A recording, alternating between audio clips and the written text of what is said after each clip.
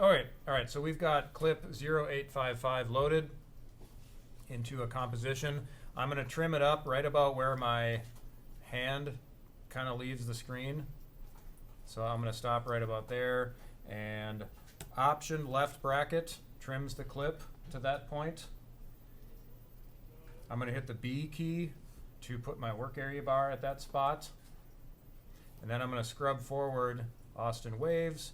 He points off to the side.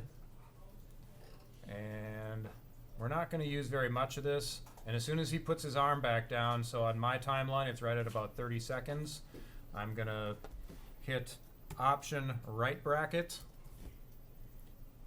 That trims the clip to where my playhead is in on the back end of the clip there. And then I'm going to hit the N key to put the work area bar at the end of that clip. Is everybody with me? You're welcome to use the other section of this clip, you know, if you want to, from down here where he does the same thing, but I'm just using this same section right in here. Now I'm going to right click on the work area bar and go trim comp to work area. And so basically I've got something that starts at the time code. It starts at 2114 and it goes to 30. So we're looking at about a 9 or 10 second clip here of Austin doing his thing. Right? What did you do to trim that? You said just for trimming that? I have my in and out set. Just trimmed it. Did you Option right and left bracket on the front and back end of the clip? Yeah, and then I have the B and the N key. Yep, that's done. And then did you right click on the work area bar to say trim comp to work area? Okay.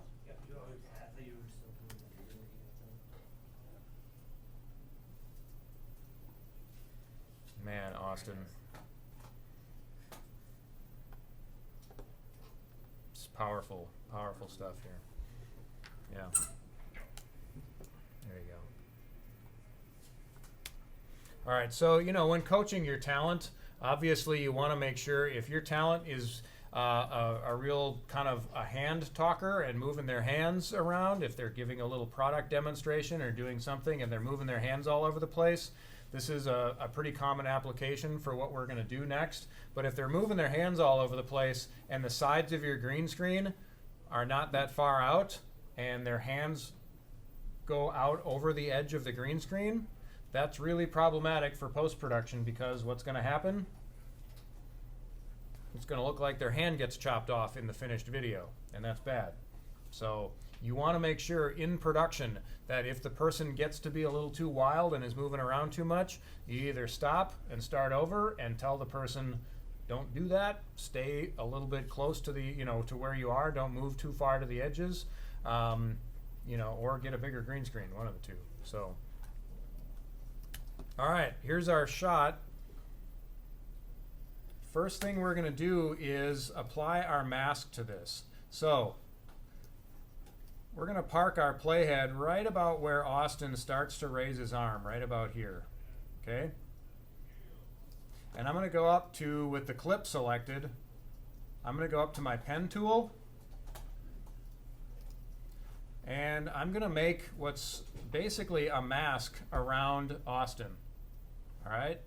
And how wide you get it really determines how much animating you want to do. And the closer you get to your subject, the better quality of a key you're going to get. So you kind of got to figure out how much work you want to do or how much work you want the software to do. So I'm going to go, you know, right out about here, and I'm just going to start drawing a shape around Austin. And because I'm going to be doing rotoscoping around his arms, I'm going to make as many dots as I can, because the more dots that I have at this point, the easier it's going to be for me to animate those things. And when I get back up to the top of my mask up there, I get a circle. You see how that pen tool gets a circle next to it when I mouse over the first dot that I created? That's going to close up my mask, and it's going to cut out everything that I just did out around the edges of it.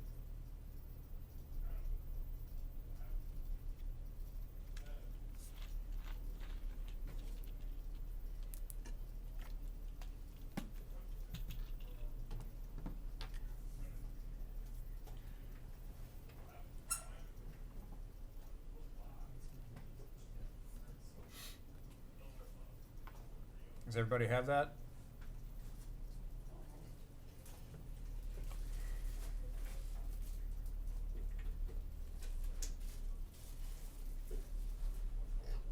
What do you have to do at the end?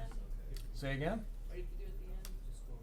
Once you mouse over the first node that you created, you get a circle next to the pen tool. That means it's going to close up the mask. Okay, I'm going to drop my quality down to half or a third, so in theory my scrubbing is going to go a little bit better. You might want to consider doing that. But I'm going to mouse forward to the point right about here where we're talking frames forward. So at this point you might want to consider using your page up and page down key. Remember, the page up and page down key on your keyboard is what moves the playhead forward and backward in time. So I'm going to use my page up and page down to kind of put my playhead right about a frame or two before his arm. Like in my case here, his arm is just about to start moving out of the area where I put my mask around him. Now, if I mouse over one of these nodes like this, I can drag it out like this. See how I'm doing this? If I don't want to create a new mask, but with my pen tool active, I can do quite a few things. Like if I hold command down on one of these nodes, it subtracts one of those nodes, and I don't want to do that. Otherwise, I can make a new node somewhere in the middle there. If I need more nodes, for instance, I can move this node up or out. But this is the process that we're going to use for going to animating our mask. So I'm going to select this, and I'm actually going to go to my selection tool. So I have my layer selected. I selected away from my pen tool to the selection tool up here. If I go like this, tell me that I did this right. Nope.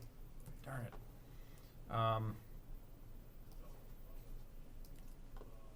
I want to, what is the process? Illustrator people, Billy, what is the process for selecting multiple nodes with the pen tool? Or you should just be able to I should be able to push do, option.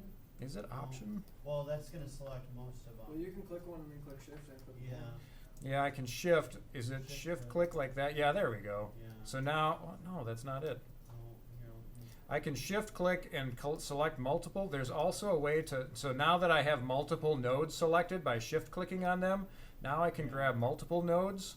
That makes animating a little bit easier because you can grab multiple nodes if you want to. However, I know there's a way. I have to figure out what is the keyboard shortcut for doing this. To, is it option with the pen tool? Yeah, that's it.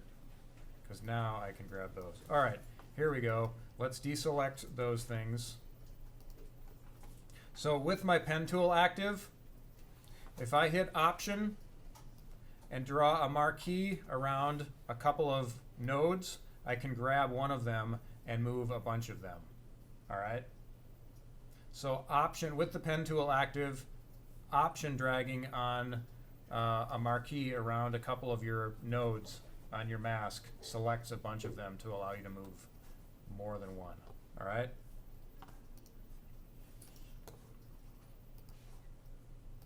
Okay. Let's go back to starting to animate here. I'm going to open up my mask down below, and I'm going to select my mask path because our mask path is the thing that we're animating. Okay? So drop down and open up your mask to find the mask path, and at the spot where his arm is just about to move out of the frame or kind of get obscured by our mask that we created, set a keyframe. You set a starting keyframe? Yes, that's what we're doing. Okay. So right at the spot where his arm is about to move out, we're setting a starting keyframe. All right? And then I'm going to go forward with my page tool to right about here. I don't know. This depends on how many keyframes you want to make. I would suggest making a couple of movements along the path as his arm moves. but you're doing rudimentary animation, but you're animating the mask. And so what I'm going to do with this is I'm going to select. Oops, I don't want to do that.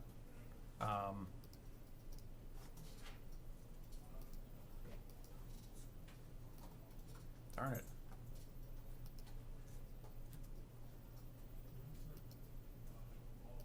I don't want to do that either.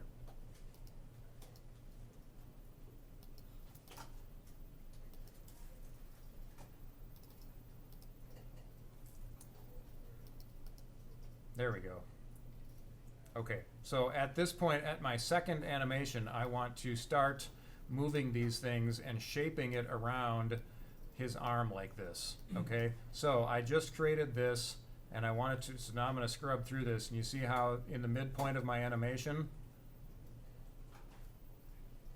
right about here, How do you get just one of those to move without moving the entire thing? good point. Let's backtrack a little bit. Okay, so this is where I was. My pen tool selected.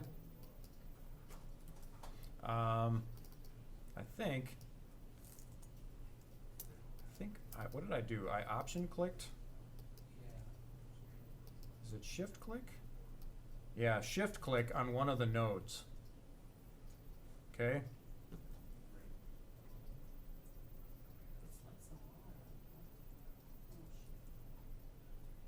The shift click isn't still not working for me. This is part of the process that takes a little bit of getting used to. It's not something that I do every day, so the pen tool,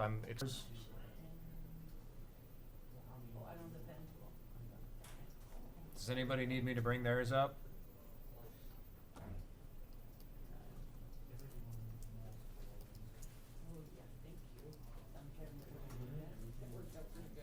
Okay, so I'm going to scrub through my animation here. I need to redo this. In fact, I'm going to start over. I'm going to delete my keyframes and start over here. So I'm going to pull You don't have to worry about being exactly these in slightly. You don't have to be super precise on this. That's something that you should remember. So I'm going to scrub forward and set a keyframe right about here, and then scrub forward a little bit like this, and I'm going to just start moving these things out. And right, so now I'm going to go, I basically want this to follow along. And once you turn keyframing on, you don't have to go back and set a keyframe. You can just move stuff around and it'll add a keyframe where you start moving things. So I'm just kind of following around his arm. I'm going to scrub forward again, maybe 2 more frames, and move this out.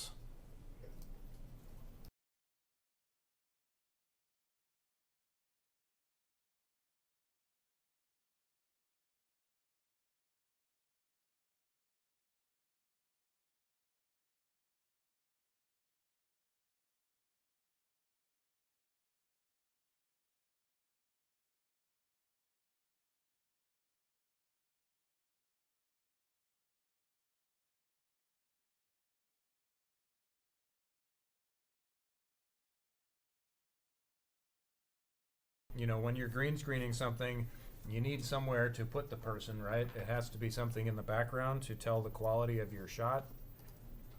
So I'm going to try and find a clip that we can use as a background clip. Or let's find, where should we put him? Grand Canyon? How about standing on the Grand Canyon? Oh, this is going to be nice. We could have him sitting in the bottom of the Grand Canyon. That would be nice. So we'll put him on this rock here. How about that?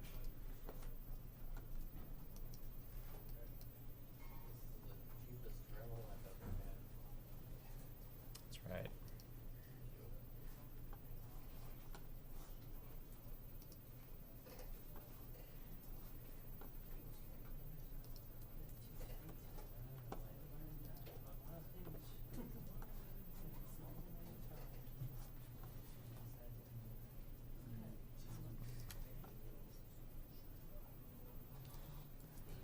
Okay, so I downloaded a picture of the Grand Canyon. Let's hide that. Let's go back to After Effects. I'm gonna import my Grand Canyon shot. Oh, so you want us to go and get that same picture? I don't care what picture you put in there, but have something. Some kind of background image, right?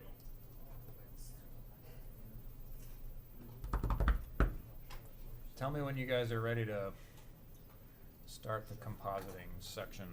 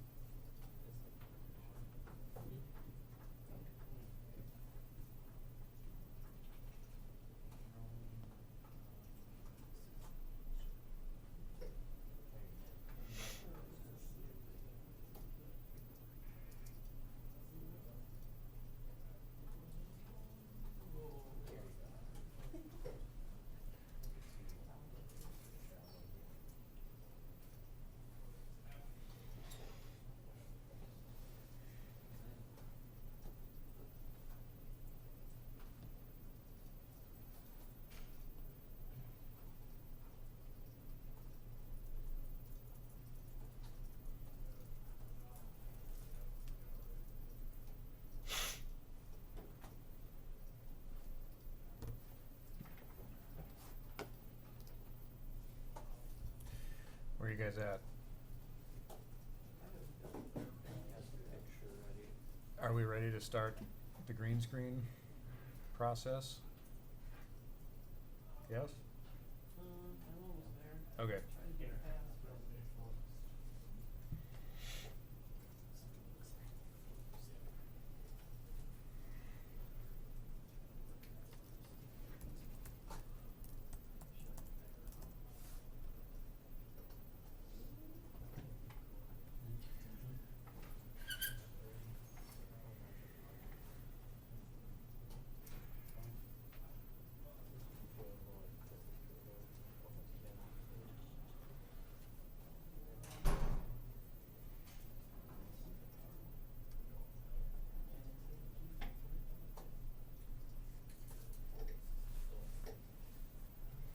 All right. Are we good? Apparently, when I thought I said key frames, I didn't. Oh no. So I'm not sure how that happened.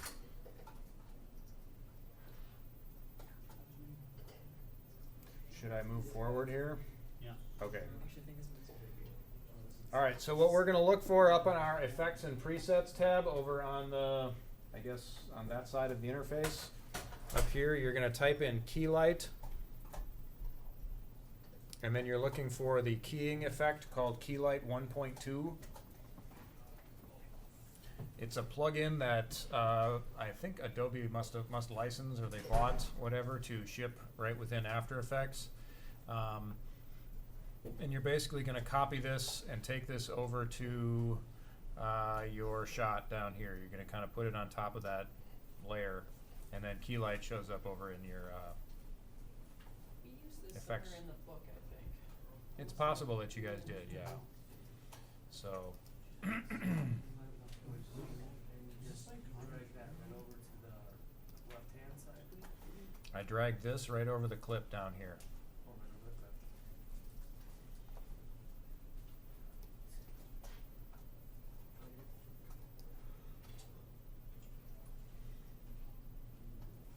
So a couple of things about Keylight. There's a really easy way to do it, and a really kind of a lot more complex things that you can do with Keylight. We're going to try and stick to the relatively basic this time. And to be honest with you, one of the workflows that people will do with Keylight is multiple instances of a clip. They'll mask out certain parts of a clip and rotoscope where necessary, and apply multiple instances of Keylight to different parts of a clip to have a much more customized keying process across an entire image. So for instance, if we have the part on the floor where your foreground subject is standing on something that's green and it's a differently lit area from what the person has behind them on their back, there's two different areas, two different shades of green, or maybe three different shades of green because of shadows or the way things are lit. You can mask out certain areas of the image and use multiple instances of key light to key out very specific parts of the image. So in this case, the process of rotoscoping or creating this junk mat or garbage mat around this person that animates around them is minimizing the amount of green that Keylight or whatever software you're using has to do to process multiple variations of green in that. So we're trying to minimize the amount of work that the software has to do to interpret the green. So Keylight does a pretty good job, but really the couple of things that we want to look at, first of all, is this view. And there's a lot of different options for you to look at, okay? The ones that we're primarily going to work with are Screen Mat, Final Result, and occasionally this Combined Mat. So Screen Mat and Final Result are probably the two most common that you would use. So if you're writing anything down, Screen Mat and Final Result. And then Unpremultiplied Result has to do with the color processing order that takes place as Keylight does its job. So we're just going to leave that one selected. And then the screen color is the other thing that we're going to work with. So really when we talk about keying, when we switch over to the Screen Mat view, we're going to look at, after we select the green color that we're going to use as our composite, we're going to switch over to Screen Mat, and we're going to analyze a few things in detail here. So screen color, select the eyedropper. Let me know if your eyedropper does not select.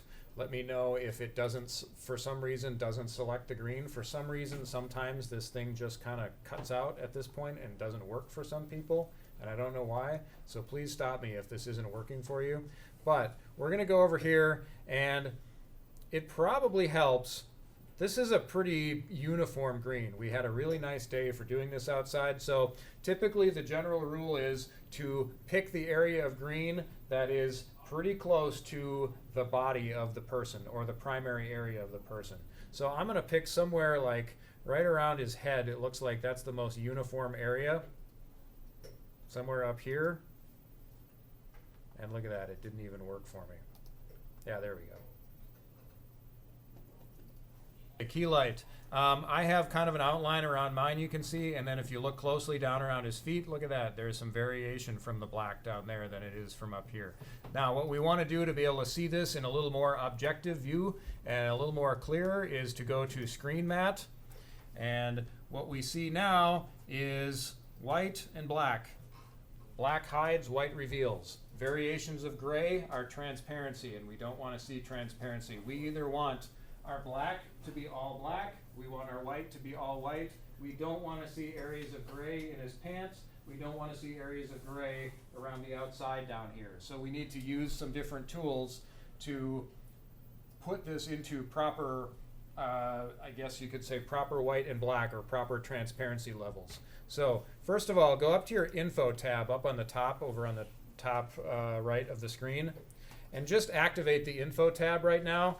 And then as you mouse around in the black area, watch the RGB numbers and the A number, okay? So those RGB numbers, when you're mousing over something that's true black, they should say 0 and the A should say 255, right? Meaning it's completely transparent. If I mouse over an area of the white where RGB should say 250, all those things should say 255, meaning that's completely solid, right? There's completely solid information. Mousing over these pants, I got all kinds of variation in the pants area. Mousing over the outside right around the bottom here, I've got all kinds of variation. The numbers are a lot lower because they're close to 0, but they're not where they should be. If there are numbers in that corner on those RGB numbers, that means that are different than 0 or 255. If there's anything other than those two things in there, that means that you've got areas that are somewhat transparent, and that's a problem. Okay, so what we're doing is we're looking at a very objective view of what we have by looking at our screen mat here. There's no subjectivity, there's no just eyeballing it at this point. We're looking at kind of the cold hard numbers of what we got from our key. So there's a couple of ways of adjusting this. This is an interesting one. I see this occasionally on some tutorials, and I found this quite interesting because it's different from how I learned how to do this. By clicking the green on your screen color, I can do some of this adjusting by clicking in different areas of green, right? So what I'm doing by this is I'm ever so slightly adjusting the actual green area to get a better representation from one side to the other. So we had it just right up here around the head, but there was variation down here at the bottom around his feet. So by going in and adjusting the screen color, I'm not making wide swings of adjustment by adjusting the screen color. I'm doing it really slightly until I have just the right amount of difference down here. And I have to do that kind of subjectively by eyeballing it to see if I have black down here. But that's all I'm doing is adjusting that outer range to more fine-tune an exact, kind of a, not an exact, but a better average of green between the top and the bottom or variations around the subject. Does that make sense? Okay, so I'm going to hit OK. And now I'm going to kind of mouse around some of those areas that were problematic before and see that, okay, I've got a couple of pixels here and there where it's not quite perfect. And I got to make sure that I'm staying within my mask when I do this.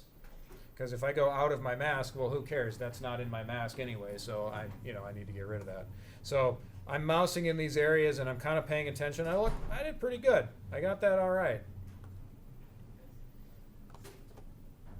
So the next thing you do is this screen mat. And you've got clip black and clip white. These are the first two things that you're going to work with, the first top two. Now, I've adjusted the areas of black that used to be green. I've got a better average of what green pulled out, so I've kind of fine-tuned my key a little bit better than the eyedropper did, right? Which, in theory, is going to allow my clip black and clip white to work a little bit better. This is, you want to be careful about how big these numbers get. In this case, clip black, you want to be careful about how big that number gets. And I could probably only go up, on this one, I probably only have to go up really ever so slightly. So if we push this all the way up, you can see what happens. You know, if I had a whole lot of black on the edges to adjust, if I push that in, it's affecting the foreground element that needs to be completely solid, right? So in this case, I'm going to maybe push it up to like 2 something or other, just so that as I mouse around these outside edges, I can almost guarantee now that I've got no transparency or gray areas in and around the outside of that person. Okay? Are you following so far? The next thing I'm going to do is my clip white, and that does the opposite. That kind of pulls out any gray areas in the foreground element. Does it matter where our playhead is right now? No, it really shouldn't. I mean, mine is all the way at the end. Because in theory, the lighting doesn't change throughout this entire clip. Right? There might be some variations, but to be honest with you, the work that we're doing on it right now probably is going to take care of those things. So I could put my playhead somewhere else, and I'm probably going to get the same. In fact, I do have some problem areas down here. And not uncommon, this is actually a pretty common tool to do, is what I would do with this is, because I know nothing happens from his waist down in the shot. He's not moving his legs. I don't have to do any rotoscoping on it. The only problem that I have is his hand. His hands come down towards his pockets. So what I would consider doing is masking out the area below his hands and everything below that, and duplicating the clip, masking those things, and applying key light on just that clip separately. But that's another process that we're not going to get into. Let's just do this one time here on this clip and work with it. So, all right, so So let's go back to our final result and see what we've got. And it's looking, there's some pretty problematic spots around the edges here that we're going to have to work with. So one of the things that I do right away in this is I'm going to take my background clip. So if you've brought in a background clip, a video clip or a photo or whatever, I've got a photo, something that is relatively high contrast. Another process, I could either take this clip and put it back there. All right, look at him, he's at the Grand Canyon. So let's scale this down so that it fits in our background.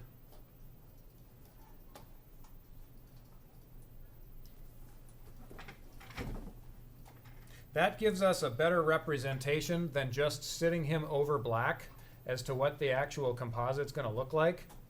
The other thing that I do, if you don't have that, I would go to my composition settings. I would go to background color. And I would find a ridiculously obnoxious high contrast background color, like in my case, what is this, fuchsia? I would put a fuchsia background or something really glaring behind him, like hot pink or something like that. And that is also going to give me a really good representation of the quality of my key that I've done. Okay?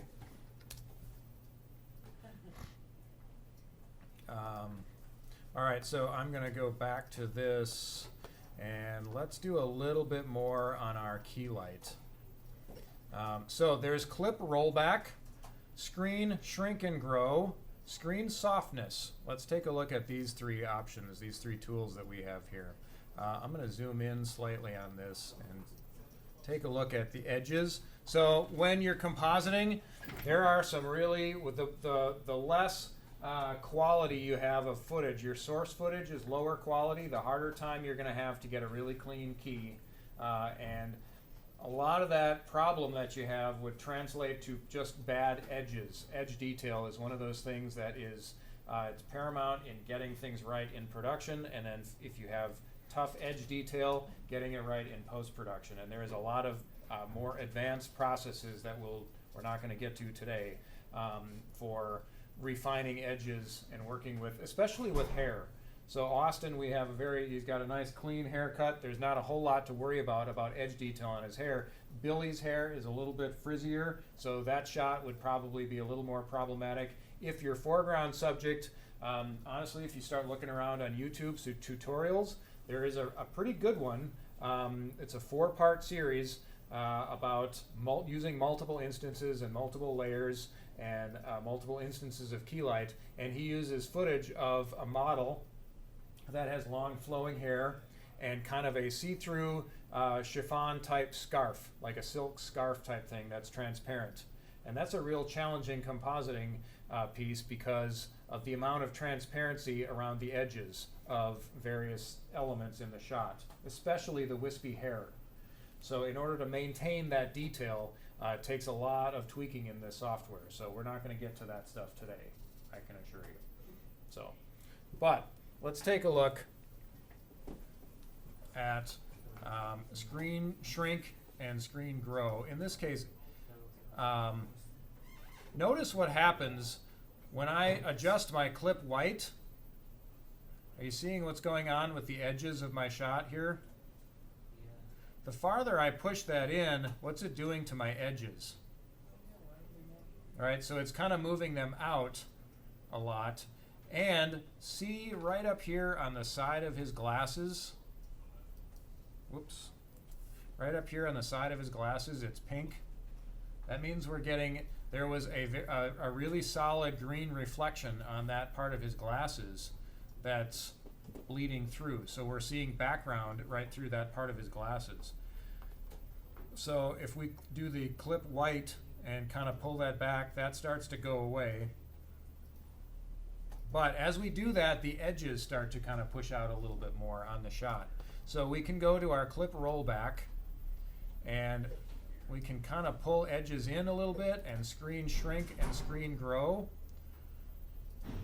Basically, I can kind of tighten up the edges slightly. Again, Austin's clothing, Austin's hair, all allow us to get a pretty decent process on this because it's all relatively clean edges.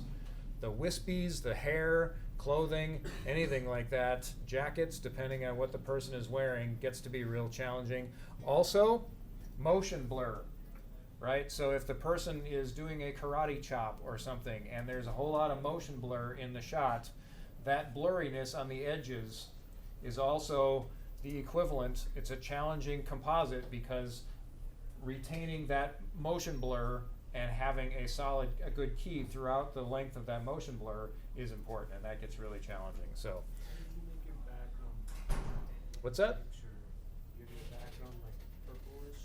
So I went up to composition and went to composition settings, and I changed my background color of the composition to a hot pink. And the reason I did that is because other than my background image that I'm putting in there, I don't want to be doing this over a black background. Because I'm not going to be able to see the detail in front of a black background. I need to have something that's high contrast behind it. So you eventually switch it from something that isn't black. Yeah, so I mean, I can be switching between this, and honestly, a lot of people who do compositing, I hear this on tutorials a lot. I hear this from industry people. The level of compositing. At what point are you done with the composite? It's when it looks right. According to who? According to you and the viewer. That's a very subjective thing to say. As long as you can sell the effect, then you've got it to the point where it's done. As soon as you think that's as good as I'm going to get it, or it's invisible to the viewer, then it's a done effect, right?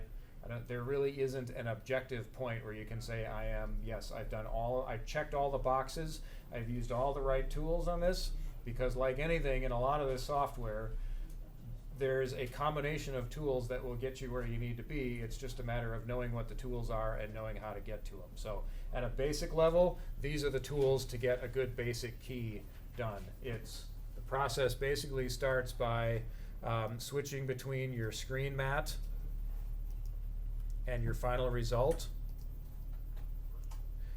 adjusting your screen color to find a good average of green behind the person, and then adjusting your clip black and clip white, and then adjusting the screen shrink and screen grow to make it look as realistic as possible.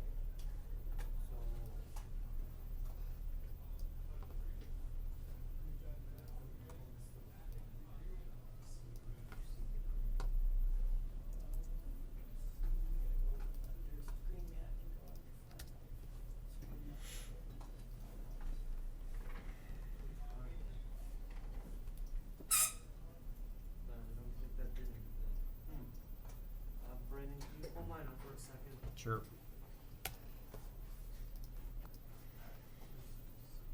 All right. Do you guys have questions, or can I look at anybody else's screen? Check mine out. All right, so I'm gonna just take Austin here, and I'm gonna kind of scale him down a little bit, and let's grab him, and maybe we'll put him over here. Maybe he's gonna be waving at us from where? From like over on this little sandbar over here. I'm just using the scale tool on this thing, so. He's on a rock. That's good. That's good. There he is. So he's over there He's like, standing "Save me." standing on the sandbar, waving at us. Cool. He's kind of floating above the ground. Yeah, maybe he is. Yeah. So now, if you were doing this in real life, you'd actually have to have his foot on an object that raised up his legs so it looked more realistic. Huh? Yeah, you're right. I mean, I could put him on that rock like that. Now he's kind Not of. too bad. Now he's standing. That looks Yeah, good. that's a little bit better. A little more realistic. Yeah. So it's so realistic. I mean, Because normally they'd have that all. And he's kind of pointing to the top of the I know. lake. it's like a living Working. postcard, Austin. Oh no, what happened there? Where's that go? Yeah, What happened there? that was weird. It was missing. What's that? You bet. We're just enjoying Austin and his vacation to the Grand Canyon. Okay. So what do you think of mine? enough of that. So what if we don't pre-compose it then?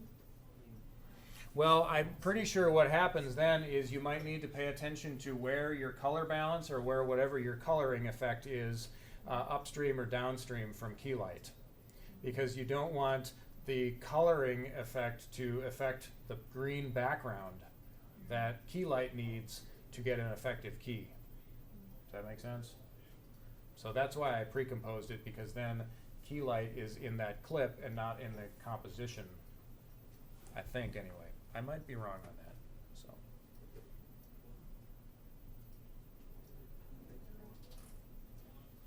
okay. Questions about this?